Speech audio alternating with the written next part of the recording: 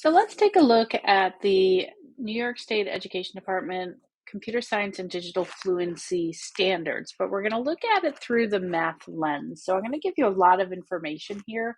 I highly recommend that you either print out or have available on a different tab the NYSED PDF of the standards, because I've copied and paste them into here, but it might be harder for you to read on here because it's a screenshot versus that PDF. So if you have that handy, great. If you're not sure what to get, let me show you quickly. You want to go out to the NYSED CSDF is usually what I end up looking for. It's always the first option at the top when I do that, and it's the very first link that you have as you scroll down the page. So this is the PDF I was talking about. So either print this out so you have it available for yourself, or have it open in another tab as we go through. So let's dive into the standards.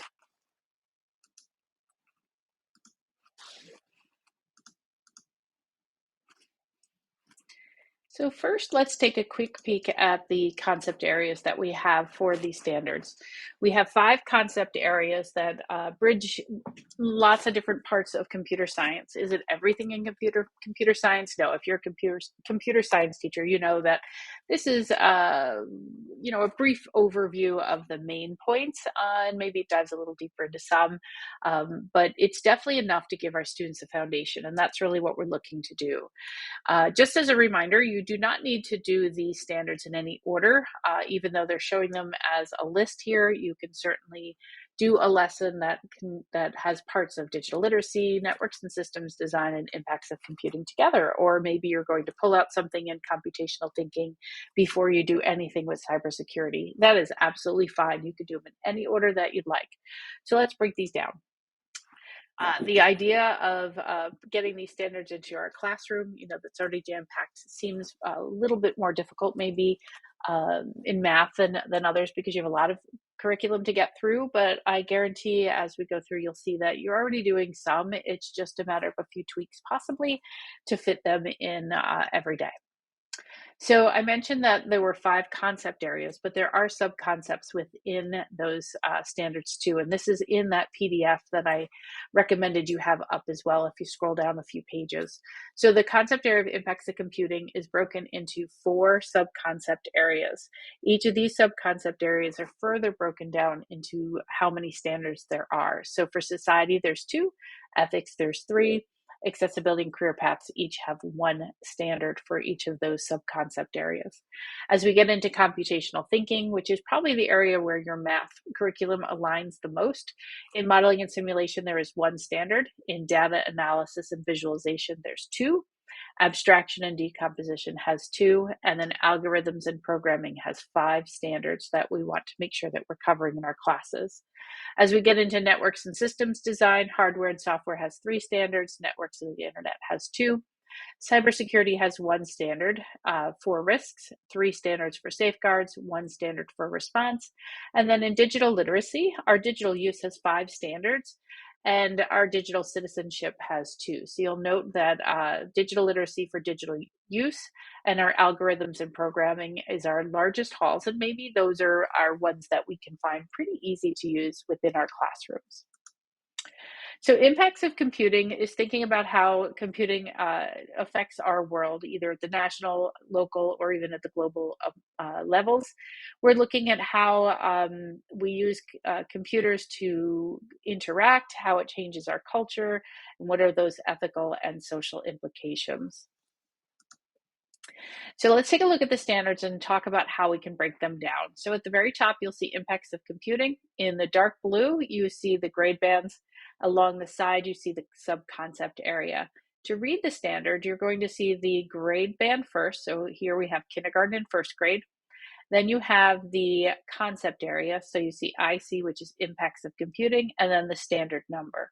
So for this first standard that we're looking at here, we're really talking about how technology has influenced our culture, our equity, and our communication.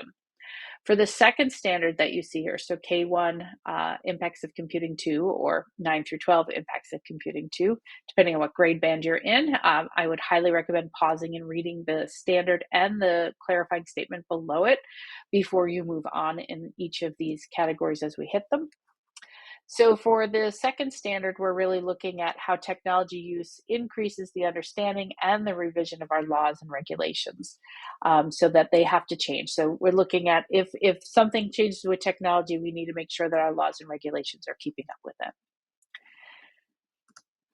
So how does this look in math? Well, if you're looking at some of the emerging technologies or our technologies that we now have, you'll notice on the left, I listed some of the ones that are part of what we're considering the fourth industrial revolution, which is what we're in right now. And these have to do with artificial intelligence, 3D printing, biotechnology, robotics, autonomous vehicles, nanotechnology, quantum computing, and the Internet of Things.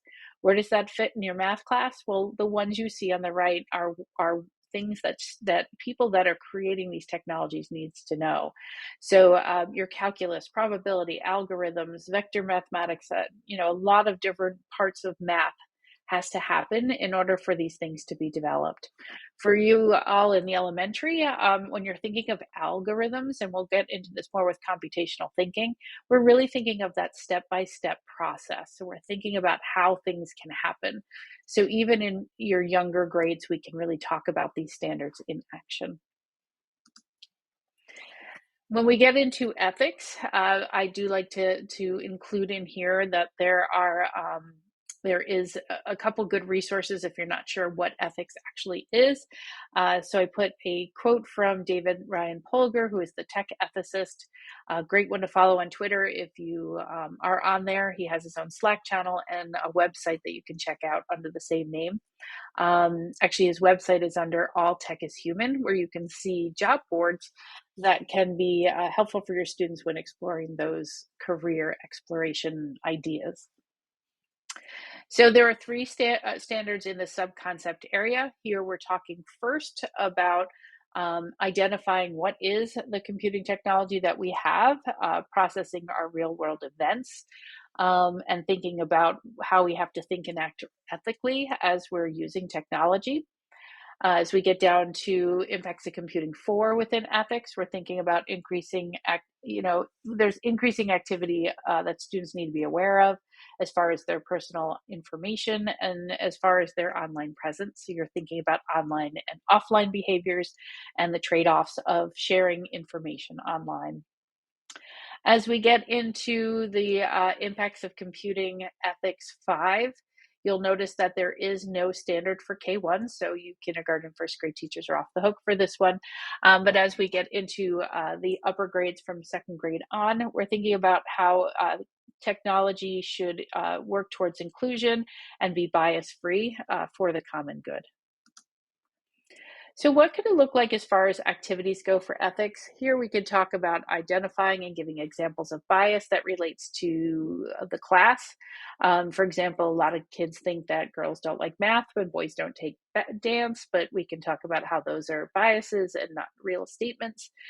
We could do sorting activities, tracking activities, and we can even talk about the times that it's okay to use a calculator versus a pencil, asking Google for the answer for their math problems. You can have them see how Google answers versus how they would answer.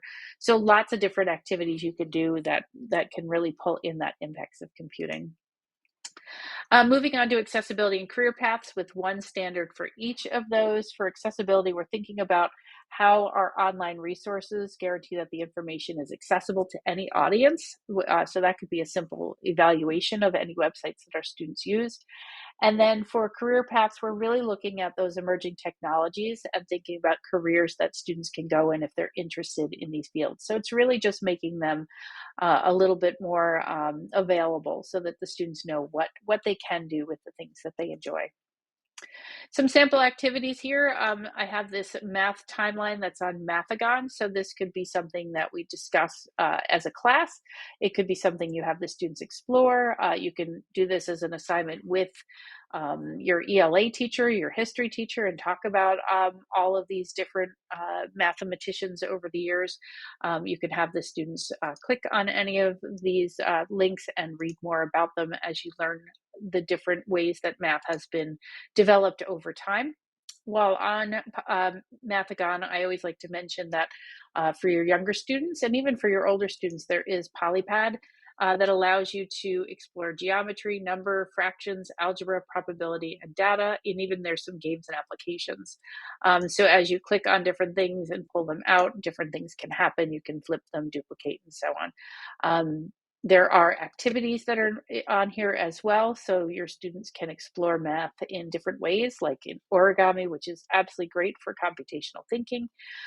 There's that timeline for math, and you can see that there's some other really great ones that will work for your students, depending on whatever grade that you would like them to, or whatever grade you teach. The other link on the webpage or on the slide deck is this applications in math. This is going to tie really well into your career exploration, because these topics that you see on your screen all have career opportunities for our students. So you can have them explore these sites. Just by clicking on it, it opens up and gives you some links so you can gather some information about different ways that you can apply mathematics in real time. So if the student says, when am I ever going to use this? Bring them here and you can show them that it's definitely something they need to know. As we move into computational thinking, this is probably where, as a math teacher, you might be a little bit more comfortable thinking about where the standards align because of algorithms and programs and using data. You'll see the sub-concepts are listed on the page as well, and we're going to kind of break those down as we go through. A couple different quotes just to kind of think about math. The top one is from Joyce Maylin Smith, who's on how technology can help all students. The real power of computational thinking comes from understanding how the use of technology can extend a person's own thinking. So there's some importance in using computational thinking. And then from Paul Goldenberg on why all children should learn to code. As children's mathematical ideas matured from one grade to another, K-5, they could use computer programming to express, test, and explore those ideas. It was about having expressive language, not about turning them into future computer scientists at all. So really interesting information there. There are countries that teach students how to speak in English by teaching them sentence structures, because they align to coding structures and so on as you're going through. As far as computational thinking in math, numbers in math and numbers in Java can both be rational. Computational thinking in math, it cannot be mutated. So your variables in math versus your variables in Python. And they obey vertical line tests, your functions in math to your functions in JavaScript. So as we're talking about these standards, we're going to go into that first standard here, which is Computational Thinking 1 in modeling and simulation. Here we're talking about patterns. Pattern recognition is definitely something we spend a lot of time on in our younger grades, and then we can think about making those digital models of that data as we get into the upper grades. Modeling and simulation, when we're thinking about this area or the sub-concept area of the standards, we can say, and this is right from the New York State Next Gen Math Learning Standards, modeling links classroom mathematics and statistics to everyday life, work, and decision making. A model can be very simple, such as writing total cost as a product of unit price and number bought, or using geometric shape to describe a physical object like a coin. So we definitely do this already in our math, and it does help our students see the real life uses for math. Sample activities could be simulating the first 4 numbers in a number pattern through an unplugged activity. For example, the teacher labels tiles on the floor with 1 through 10 and asks 4 students to stand on tiles 2, 4, 6, and 8, and students can discuss the relationship between the numbers and the number of tiles between students, and then they can predict the next value in the pattern. Students can collect data using graphing software to create a linear graph, a logarithmic graph, a polynomial graph to determine which best addresses the required output. As we move into computational thinking 3, here we're thinking about how we can visualize that data set. And then for 2, which they're backwards on the screen, so the bottom one there, when we're looking at 2, we're talking about collecting digital data. So they both kind of align to the same idea that we're talking about data here. Tons of different activities. You don't need me to read all this to you. Pause and take a look at the activities on your screen.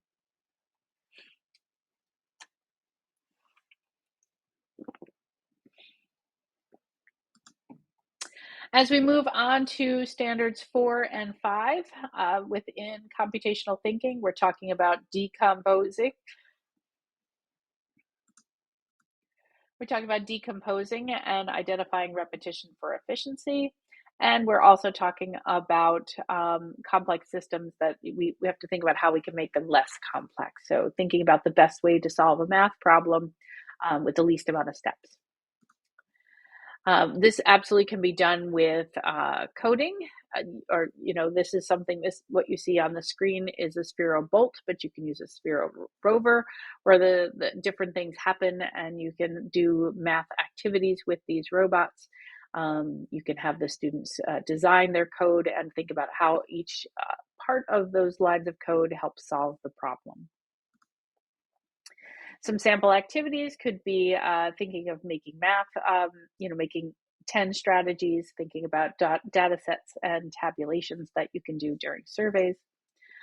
Moving on to 6, we can talk about study, create, design, and describe algorithms. So this one's really using algorithms to complete a task.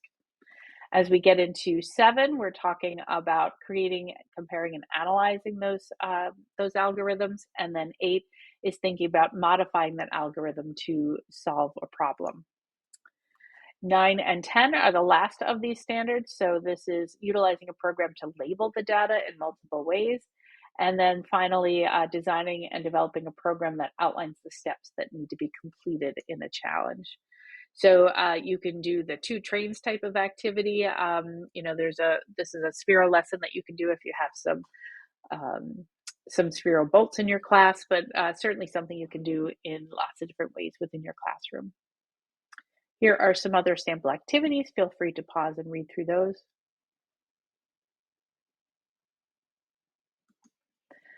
Networks and systems design is the next category. In here, we're talking about how we can take that data and where does it go, as far as what's the input and output of it, the hardware and software that it relates to, and then the basic functions of using a computer. So when we're getting into the first ones in hardware and software, we're thinking about how humans interact with technology to design a solution to a problem. That sounds a lot like math to me. And then explain and use software and hardware to complete some tasks. So you could use a coordinate grid and do different activities with that. Again, you're seeing the Sphero because that's what I have access to as they're going through and thinking about how you can design and showcase data. What you also see on your screen is a Sphero choice board, but you could do different things with whatever resources you have as you're going through to think about math in your classroom. As we get into hardware and software, and this is 3, we're talking about troubleshooting. So finding the problems that maybe the computer is not working right and figuring out how to solve those. 4 and 5, 4 deals with how we can design a process to transmit data. And then 5 is really talking about identifying and describing the physical devices and the location of data and networks. So here we're really thinking about how we can organize and design our data. And then when we get up into 9th and 12th grade, we're really talking about emerging technologies. So this is a great time to pull in some of the new technologies that are being developed or are developed and relating them to the needs, having the understanding of math. Sample activities are on your board, are on your screen. Go ahead and pause the video to read through those.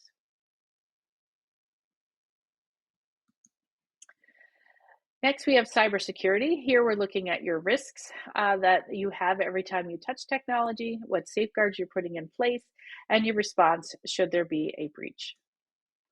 So as we get into cybersecurity one, we're talking about describing how data is used, stores, and accessed. So this is really thinking about keeping your information private um, or public.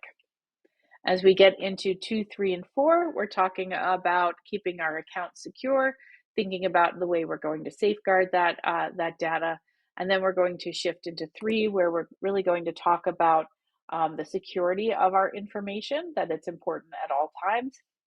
And then as we get into 4, we're thinking about that decoding side of things. So this is really talking about um, using cryptographic methods. This could be something that you're exploring the world of encryption and data security.